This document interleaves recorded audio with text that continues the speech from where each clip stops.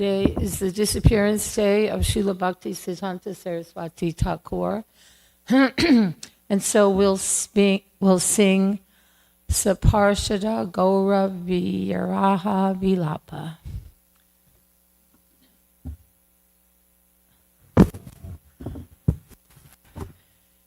Ye anilo premarana Koruna prachor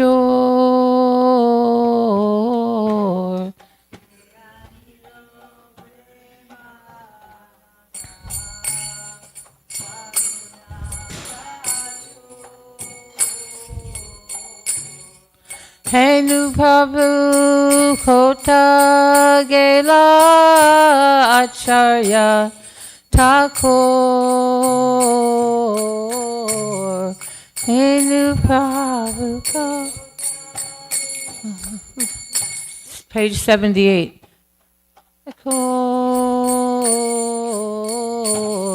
Kahamora Swarup Rupa Kahasanatan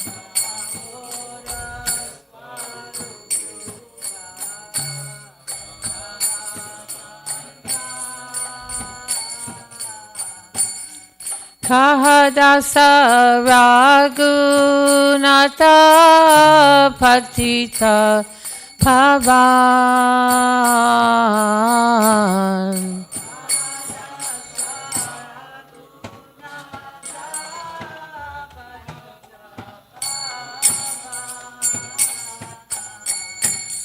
Kahamura Pata Yuga Kaha Kaviraj.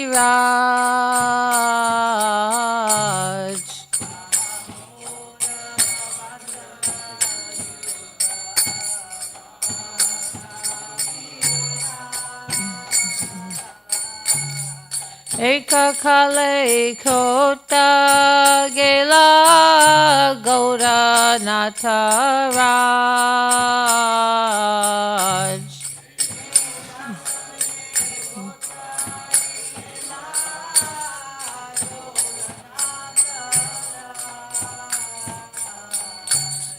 Kashane Kutivo Mata Anale Pashivo. Thank you.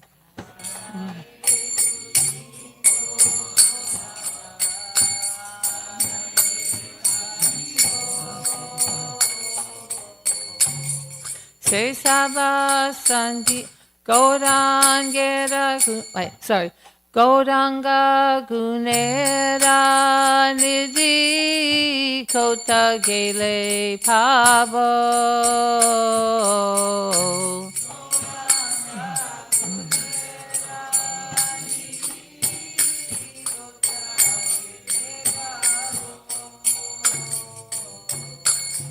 Se Saba Sangira Sange Ye koi lo bilas.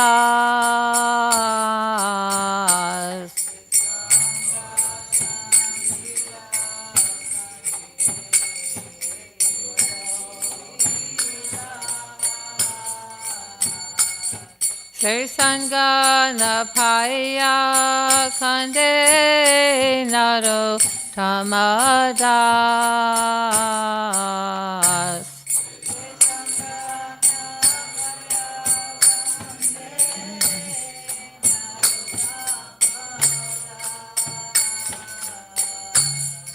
Yanilo Prema Dana Karuna Prachor.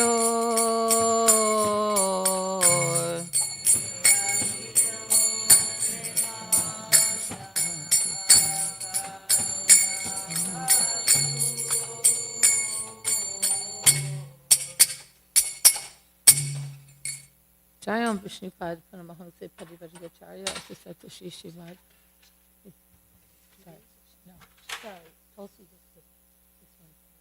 Sorry, Jayam Vishnupad Paramahansa Parivajacharya Asasata Shishimad, His Divine Grace, A.C. Bhaktivedanta Swami, Srila Prabhupada Ji, Jayam Vishnupad Paramahansa Parivajacharya Asasata Shishimad, His Divine Grace, Srila Bhakti Siddhanta Saraswati Goswami Prabhupada Ji, Anantakoti Vaishnavinda Ki Namacharya Srila Haridas Thakur Ki, Prem Sikaho Sri Krishna Chaitanya Prabhu Nityananda Sri Advaita Gadadhar Shivasadi Gaura Bhaktavinda Ki, Sri Sri Radha Krishna Gopinath Shamakunda Radha Kunda Giri Govardhan Ki, Yamuna Devi Ki, Ganga Devi Ki, Bhakti Devi Ki, Tulsi Devi Ki, Vrindavan Dham Ki, Mayapur Dham Ki, Sankirtan Yagya Ki, Gaur Premanandi. All glories to the assembled devotees, all glories to the assembled devotees, all glories to the assembled devotees, all glories to Sri Guru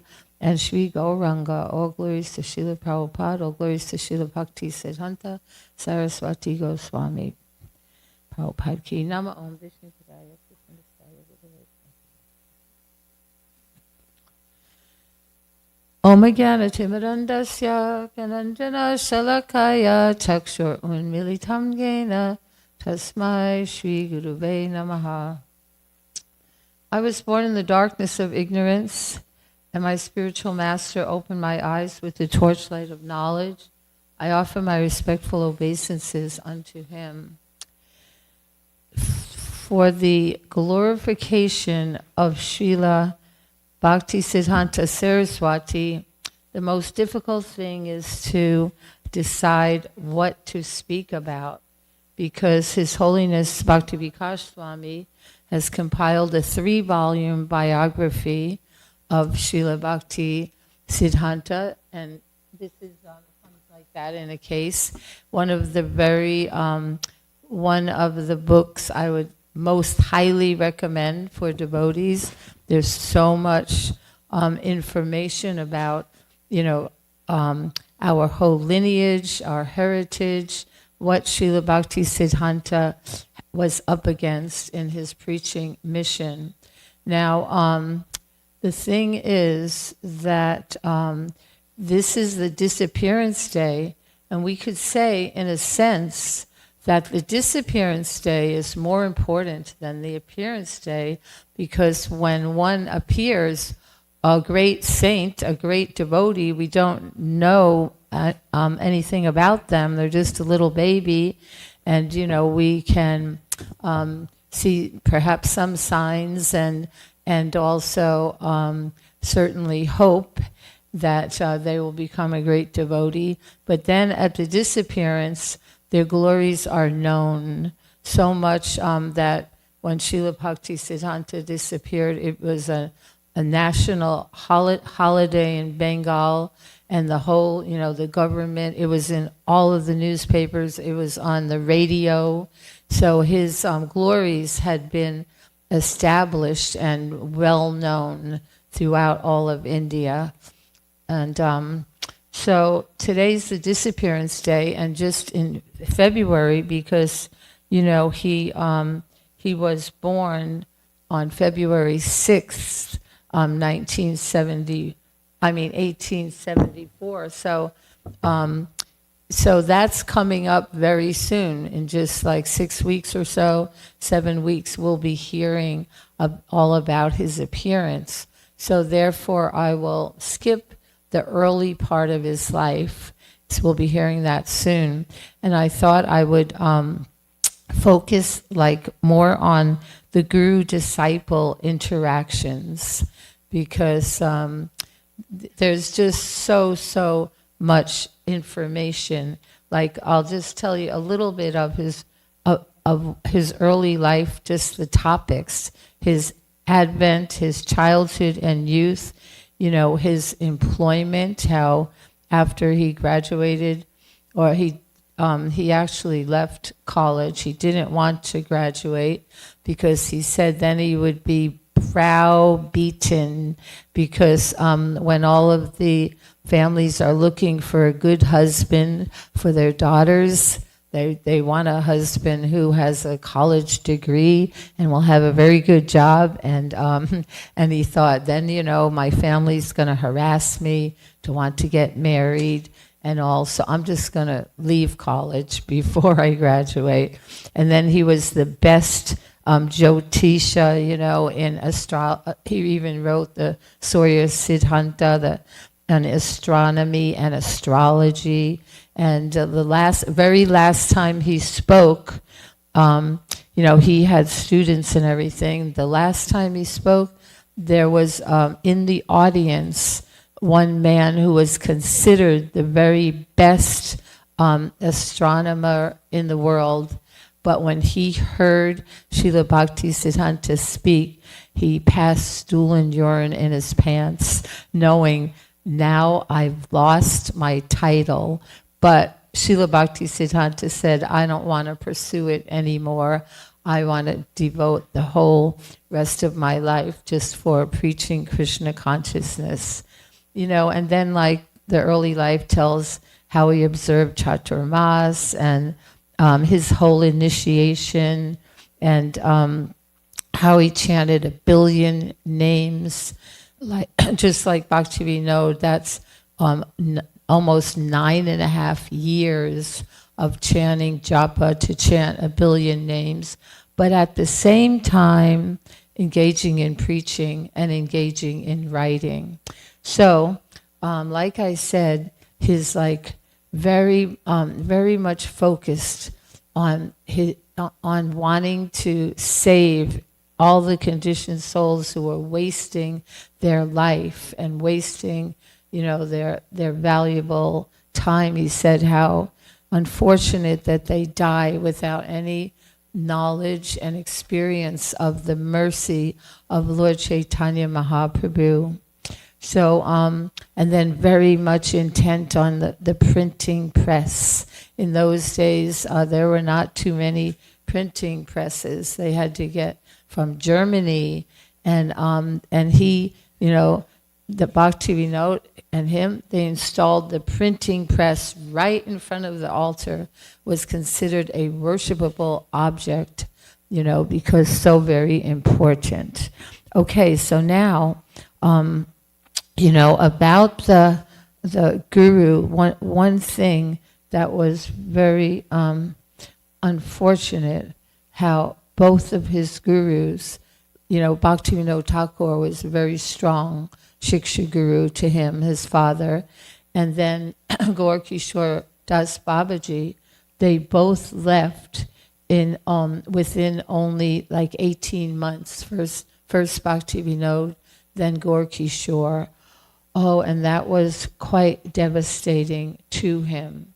And and one thing is, like he, we all know the story, that will be in the early part too, how he got initiation, how Gaur Kishore was like, really didn't want to do it, and he said, okay, I'll ask Mahaprabhu, and then he came back, Bimala Prasad, and he said, oh, I forgot to ask him. Okay, come back, in a few days. And he came back. He said, I asked him, but he didn't say anything. I didn't get any response, no command. So Bimala was weeping. He said, without your mercy, weeping and weeping, I will no longer sustain my life. So then finally, Gaur Kishore relented. So now, Srila Bhaktisiddhanta later reflected, he said, when out of false ego I was thinking, quote, I am a great scholar of mathematics and philosophy. Let any big pandit come at any time, day or night, and I will cut his propositions to pieces. So he said, at that time I got the darshan of the lotus feet of Sri Guru Dev. He ignored everything that was previously appreciated in me, my truthfulness, my moral and pious life, and my intellectualism, knowing them to be of little value. When I saw that he ignored whatever was good in me, I realized how good he himself must be, who could neglect so many, quote, good qualities in me, what inconceivable wealth he possessed. And he said, I had considered my Gurudev to be unequaled in vairagya, but renunciation, but somewhat short of learning. But he reduced to powder my audacity born of book learning. With the mallet of his mercy, he revealed that whatever I had adjudged to be the highest ideal was in fact most low and despicable. When by his grace that instruction first entered my ears, my diminutive brain lacked the capacity to accommodate such transcendental knowledge. But to all fools like me, he gave the chance to hear such lofty topics. So this is his great regard for his spiritual master. He said, on receiving a jerk of the lotus feet of Sri Guru Dev for the span of 1 year, I lost all sense of external cosmos. I do not know whether any transcendental agent equal to him has ever appeared in this plane. How may those who are preoccupied with worldly lust, anger, and so on ever know him? So, there's so much more about his appreciation of his spiritual master like that. Now, when they both left, he was feeling so very, feeling so much separation because he was engaged in writing, and Bhaktivinoda always, like, he would show him whatever he wrote. He also edited for Bhaktivinoda, and so, and proofread. And so now he said, who am I going to show my writings to, and who is going to chastise me? It's something foreign now. It's kind of not allowed. We don't want to receive any chastisement.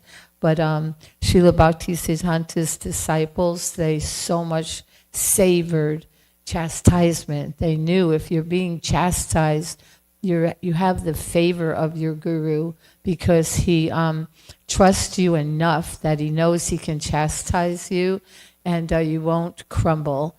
So of course, Srila Bhaktisiddhanta didn't chastise everyone, but those who can take it, and they would be so happy, and they'd go tell their godbrothers, because they loved Prabhupada Dal, they loved his Dal Prasadam, and they loved his gal, his chastisement. And our Srila Prabhupada said he was so good at it, he would call you a rascal and a fool. And then, and it's such a wonderful thing, like Vaisheshika heard on that radio interview, I live to be corrected. So what a wonderful quality if we can possibly, imbibe that. Like sometimes if I see something, I might tell my husband. He said, well, tell them. I said, I would never tell them. I don't have access to their hearts, so I can't tell them. You can't correct anyone. They'll become so offended if you correct people these days. So it's a kind of a Kali Yuga fault, you can say, whereas previously, like here, it's very much welcomed, because that's how we grow. But especially because, like, these disciples knew that he has my best interest. He wants me to advance. He wants me to achieve, the ultimate goal of life. So now, when they both left, within 16 months, not 18 months, so very close together, he said, now who's going to make me understand the truth as it is? And he was feeling disappointment and hopelessness and keenly suffering the absence. And so what he did, he just withdrew. Like he said, I'm not, like, who am I? How can I, go out and preach? He stopped writing. He stopped speaking Hari Katha, and he was accustomed to speaking Hari Katha for hours and hours a day. He spoke and he wrote hours and hours. Every day, we know any lecture he gave, it would be minimum of 2 hours and often 3 or 4 hours long, and no lila, only philosophy. And then any guests would come, like he would be so happy to speak to them. Didn't matter who came, And so now he stopped working on his article.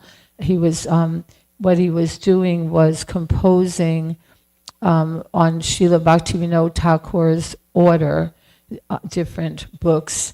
So now, and then not only that, he stopped even eating and sleeping, and he just remained in intense bhajan while wrestling this dilemma. And he's like, how can I do it? I don't have the strength now, because it's one thing to preach to receptive audience, but to preach, he said, to malicious opposition that I would have to face. He was reluctant to return to public life after this.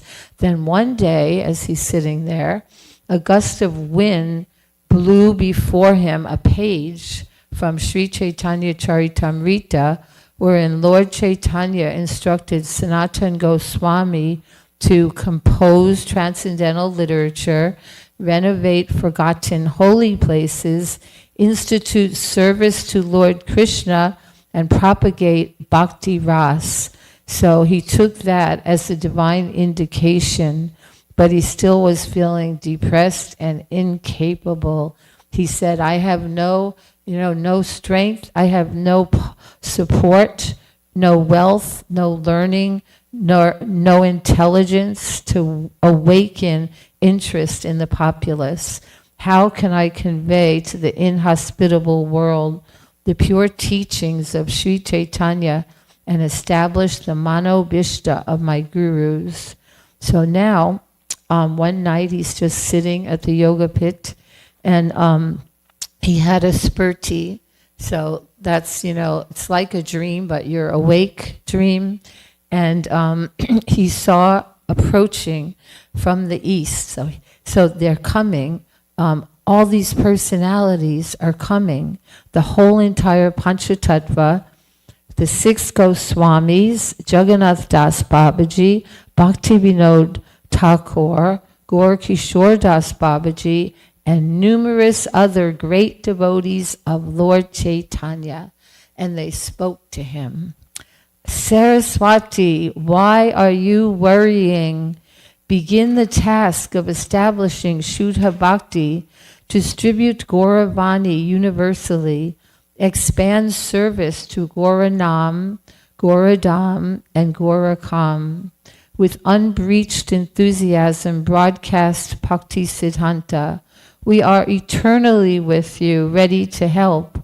The support of unlimited people, immeasurable opulence, and boundless scholarship awaits the blessing to serve your mission. All will manifest when required. Come forward with full strength to distribute the message of Mahaprabhu's Prema Dharma throughout the globe. No worldly hindrance or menace will be able to obstruct this undertaking of yours. We are forever with you. So, as soon as he heard that, then the next morning, there were a few of his disciples who were around, and now, for the first time in many days, they saw his face refulgent in happiness. And he related to them. He told his disciples about the vision that he had, and he asked them to get his writing so he could resume the writing. And so his preaching was fully rekindled and unretractable.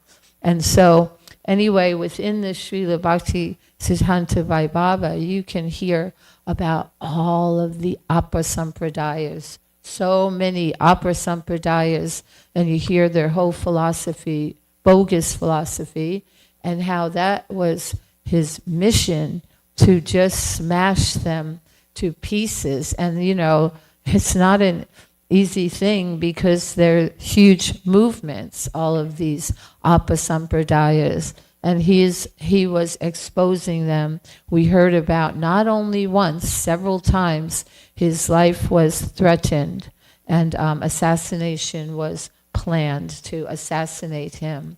Now, one thing was he learned from Bhaktivinoda Thakur, like the very importance of transcendental literature, and so he wrote. Let me see. Okay, so this is just something really nice. So he was always writing and propagating literature, and he was very happy if his disciples would go, and even if they distributed very little. And although you may not be aware, there's a worldwide December Prabhupada Marathon going on right now, and all over the world, devotees are distributing massive numbers of books. So he says that the Gaudiya literature will be translated into all the languages of the world by the agents of the divine mercy at the appointed time. There will also no doubt spring up a mighty host of pseudo-exponents and an immense body of spurious Gaudiya literature, as has been the case in the past. So, Vaishnavism and Gaudiya Vaishnavism, they're sometimes manifest and sometimes recedes. It becomes hidden and unaware. And so then this is the time of the resurgence. Of course, Lord Chaitanya Mahaprabhu, and then because of all these aprasampradayas, Vaishnavism was not respected. It was seen really just for useless people and deviant people and sense gratifiers and even sinful people. It was not respected. So now Bhaktivinoda Thakur especially took it upon himself to try to bring up the reputation of Vaishnavism. So here he's saying, now there'll be a host.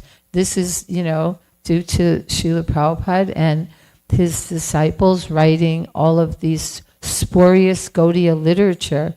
Now, this is to be expected by all really thoughtful persons, but nothing can have the least power of depriving a person of the mercy of the real agents of divine mercy, except one's deliberate refusal to avail of the same when it will be offered at his very door in a perfectly recognizable form. So a book is a recognizable form of the mercy of the Lord.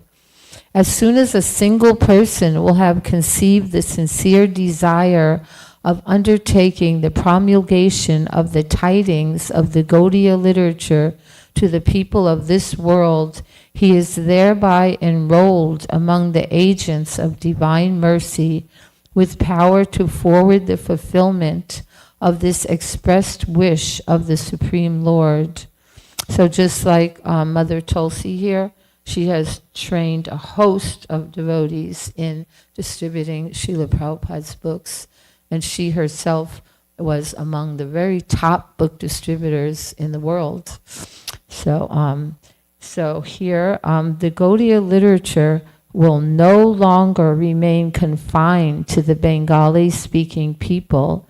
It will, listen to this now, it will in a short time expand and display its full brilliancy through the medium of all the languages, including those of birds, beasts, and the vegetable tribes. So how that will come about, we will see, but that is Srila Bhaktisiddhanta's prediction. So anyway, the main thing that is so wonderful is his, his innovative preaching and dynamic preaching, especially the theistic exhibition. You know how we have our Festival of India, and it's about a square, usually there's a big lawn, maybe not even a square block, maybe like half the size of our lot across the street, our land, half or less than that, right? You've all seen the Festival of India with all of the displays and the stage. Usually there's, like in Los Angeles, they have at least 2 stages, and and it's very wonderful and prasadam. Well, here, this theistic exhibition, it was a square mile, and it was, they would travel on a, it would set up, and then on a train, they would go to the next city, and they collected, this was another, like these Apasampradayas were very envious how they had collected. They asked people to contribute even a little bit, and it had everything. Like it was all kinds of entertainment to attract people, dance and drama. But then there were exhibits, and they were showing Varnashram and the different, like Madhuha used to do this, the different outfits, the dress and the language of different regions of India. And then one of the best parts, at every station was a brahmachari there to explain and distribute literature and to preach to it, not that they just wander around alone. And of course he told the brahmacharis, the entertainment is not for you, that's to draw the public. And in India, it's pretty easy to draw the public. Like Srila Prabhupada's pandals, 20 to 30,000 people attended and just advertised by totally new, very new devotees promoting it. Just a couple of years in the movement, and they're promoting this pandals and cooking enormous prasadam and amazing. But so here too, it just by word of mouth. You may have been in Mayapur, and once they had a magic show, I was there. I'm like, wow, where did all these people come from? They just all appeared, like thousands of people, to see it. So now I was going to speak on this whole guru-disciple interactions, but I don't know if I'll get to it, because this is the most mystical description here. That what happened was, one night around 2 a.m, this is at the Bhakti Vijaya Bhavan, and he came out of his room and he called to all the ashram brahmacharis. He said, everyone look, see over there, Gauranga and Nittai are going on Sankirtan. Follow them, come and see. And all the devotees, imagine if you heard your guru saying that, and they all jumped out of bed and they ran out, and nobody could see. They couldn't see anything. They just, like, he's there, follow them. So they followed him, and he was, following very ecstatically. And they were like, okay, we'll follow you, but we don't see them. So now, another time, what happened was, around midnight, one brahmachari, Seva Vilas, he heard the gate, they had a front gate. He heard it click, and so he wanted to see, who's there. This is like around midnight.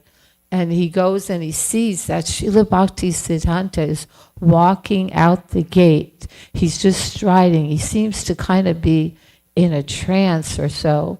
And he thought, well, I'll just follow him, like just to, kind of make sure that nothing bothers him. There's wild dogs and things, and you never know. So he just walks behind him, and then when they reach the yoga pit, then Bhakti Siddhanta, he pays Dandavat's respect, and he goes a little further, and he hears that this repeatedly, this sound saying, Ha Sachinandana Gora Hari. He heard that. I'm sorry, he said that. He said, Ha Sachinandana Gora Hari. And then again he paid Dandavats. And then a tumultuous kirtan was heard. And remember, it's the middle of the night. And then many devotees approached. They just like came out of nowhere. They all came around Bhakti Siddhanta, and he offered obeisances to them, and they reciprocated and offered obeisances to him. And they said, Srila Saraswati Thakur, today we are graced with darshan of the lotus feet of you, who are an eternal associate of Lord Chaitanya and a most dear manjari of Radha. Glance mercifully upon and favor the lowly glance mercifully upon and favor the lowly fallen souls. By your mercy, that of Sri Gaurasundar and his Dham is attained. Now, do you know who they are, these devotees? They have come from Svetadvip. They descended from Svetadvip, which is the eternal Gaura Dham. that's the abode of Lord Chaitanya in the spiritual realm. So they're from there. And so they came and they said, our only desire is to attain your mercy. And they asked him, they put a seat and they asked him, please speak to us, because you were here, we want to hear from your mouth, because you are the very dearest servant of Lord Chaitanya. So we'd like to hear. And so he sat, and they asked him, please recite discourses of Gaura Lila, and which you have heard in the authoritative biographies, enriched with your own unique realizations. So he sat and spoke. Remember, this was midnight when he got there, shortly after midnight. And then when they heard the birds chirping, that pretty soon the sun is going to rise, then they said, okay, well, we'll go now. And can you please come every night and speak to us, Gaura Lila? And they both offered obeisances, and they ascended back to Svetadvip. Now, I don't know if he went every night, because if he did, it was a secret. He just would sneak out. But pretty amazing. Now, I think we have a couple of minutes. So now, about he really, really speaks about the guru-disciple relationship, how the Guru is the representative of Srimati Radharani, and he's saying, that now, I love in one sentence, I looked up 4 words in the dictionary, just only one sentence. He says, all right, and amid an atmosphere of increasing skepticism toward gurus and toward what to speak of now, this is back then, of increasing skepticism toward gurus and toward any form of authoritarian mentorship, Srila Saraswati Thakur, in defiance of both the egalitarian Zayikist and the languid guruship endemic to it, took an unabashedly absolute and magisterial role in relationship to his disciples, to reaffirm the sacred principle upheld by all genuine acharyas, shastras, and sampradayas. This is all one sentence. That a bona fide guru is the ultimate arbiter of the absolute truth and must be accepted as good as Godhead, because he is as good as Godhead. So he, he really drove that point home. He said that a real guru does not make disciples, he makes them into gurus by turning persons envious of Krishna into his devotees. If a Vaishnava does not do the work of a guru, the spiritual lineage, Vaishnava lineage, will stop. Yet if he does the work of a guru, then he becomes a non-Vaishnav, because the Vaishnav is humble and certainly does not consider himself worthy or qualified to be a guru. And he said, therefore, it's not proper that an unqualified person take the role of guru, for that will be inauspicious and will lead to downfall. So he's there, if a guru thinks, I am a guru, then the first you in the word guru disappears and the word becomes gauru, or cow. A real guru serves Krishna 24 hours daily, having no other duty. Only one fully dedicated to guru seva is qualified to act as guru of others. Was that the conch shell? So please remember, and if you don't have Srila Bhakti Siddhanta Vaibhava, I urge you, not that I just want to sell books, but it's like one of the most important books you can have in your library, and 3 big books like this, so lots and lots of information. And unfortunately, he started this biography and then took a 20-year hiatus preaching, what do you call it? And then imagine, most everyone had left their body by then, Bhaktisiddhanta's disciples. Okay, all glories to Srila Bhaktisiddhanta Saraswati Thakur ki jai.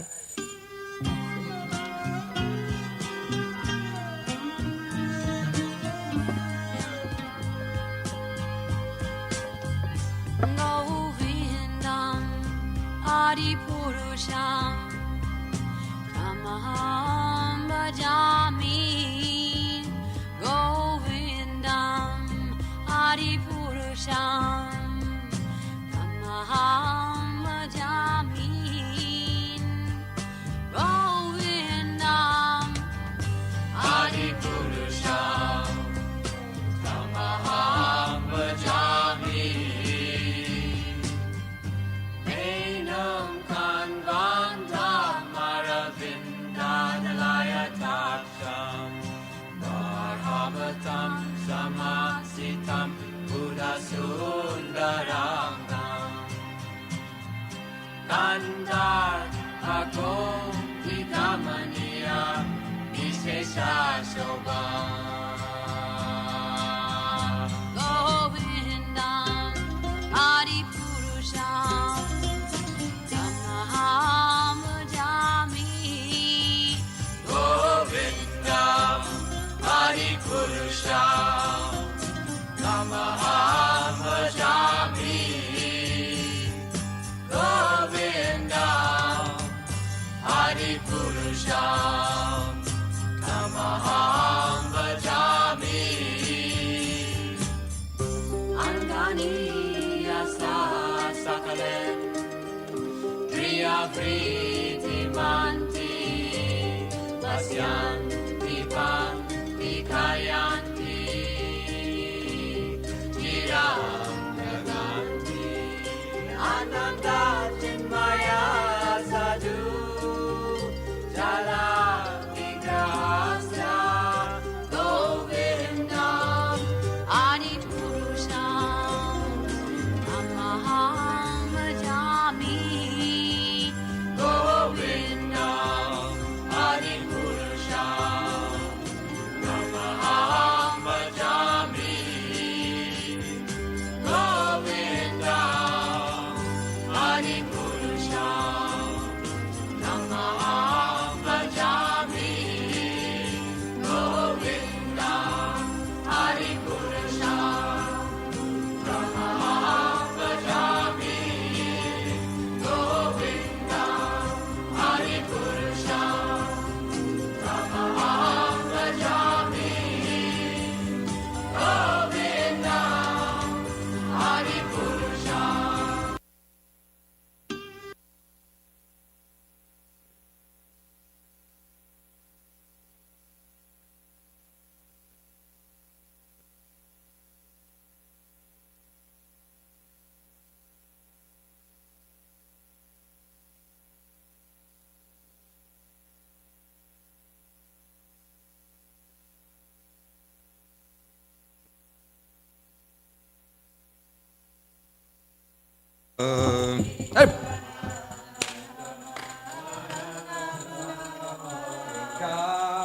Kaliadamo Navidana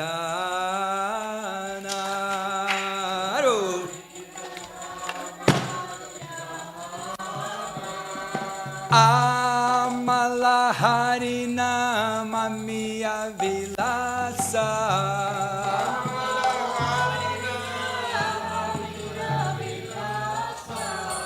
Amala Harina Mamia Vilasa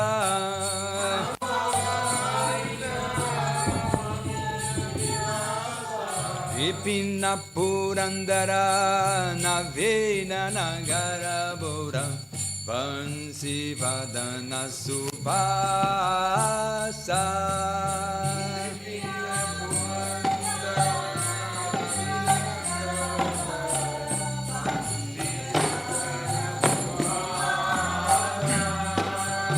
Brajajana Palana Surakulana Sana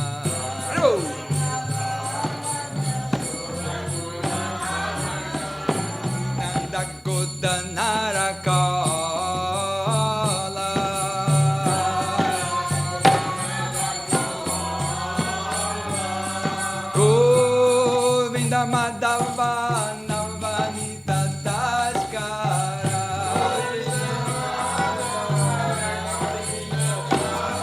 Govinda Madhava Navanita Daskara.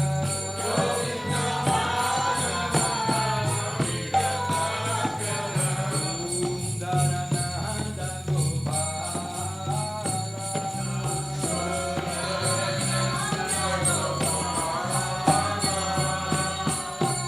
Sundarananda Gopala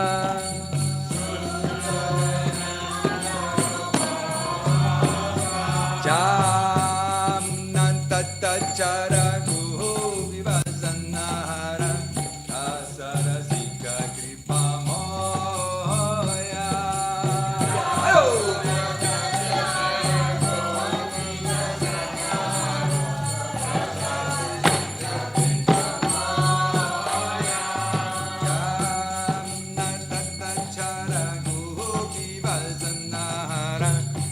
Sarasika Kripa Moya.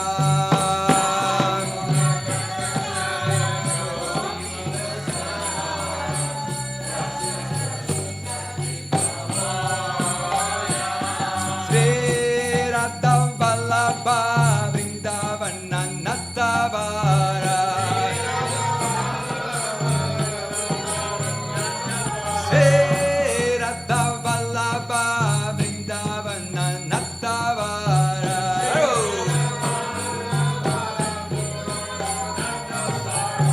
Bhakti Vinodastraya.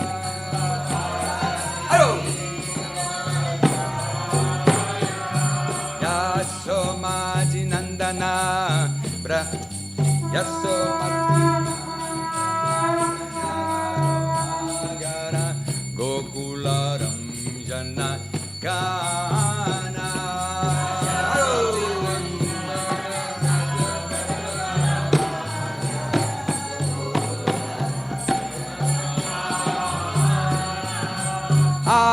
Amalaharina Mamiya Vilasa.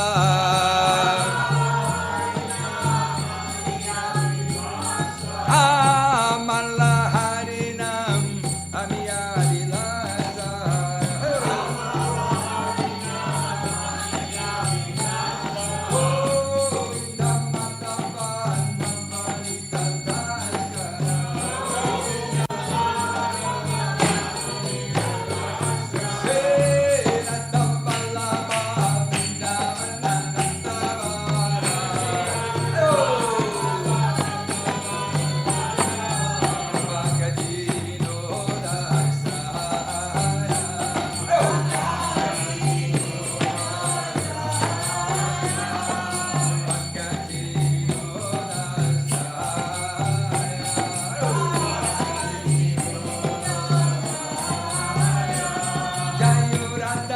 Golokanandarada, Gokulanandaradi.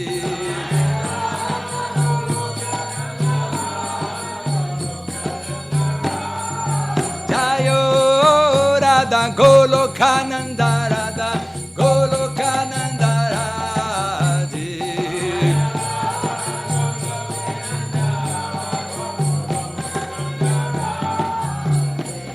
Hare Krishna, Hare Krishna, Krishna Krishna, Hare Hare, Hare Rama, Hare Rama, Rama Rama, Hare Hare.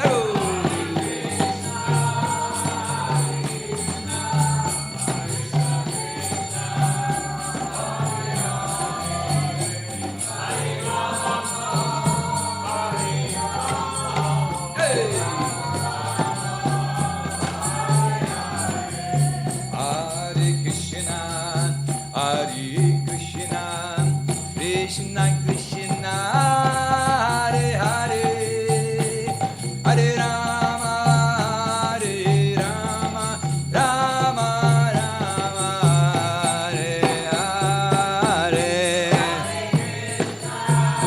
Hare Krishna, Krishna Krishna Hare Hare Hare Rama Hare Rama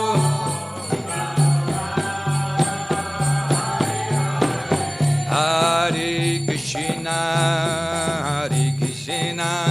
Krishna Krishna Hare Hare Hare Rama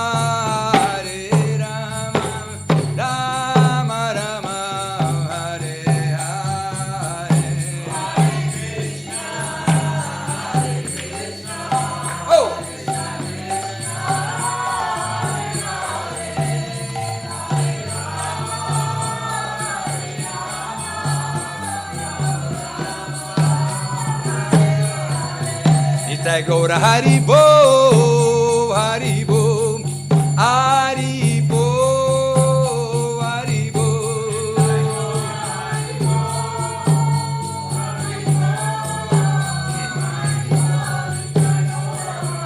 Jaya Giri Govardhan, Jaya Giri Govardhan, Jaya Giri Govardhan, Jaya Giri Govardhan.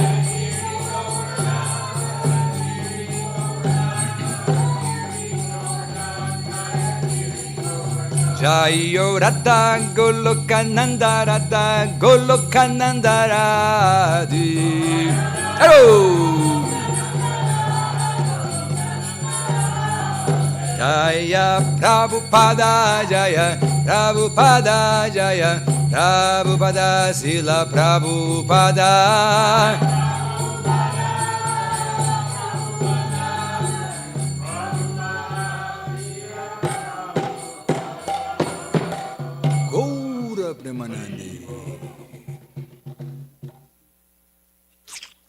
Lord Krishna is beloved son of Yashoda, transcendental lover of the land of blood.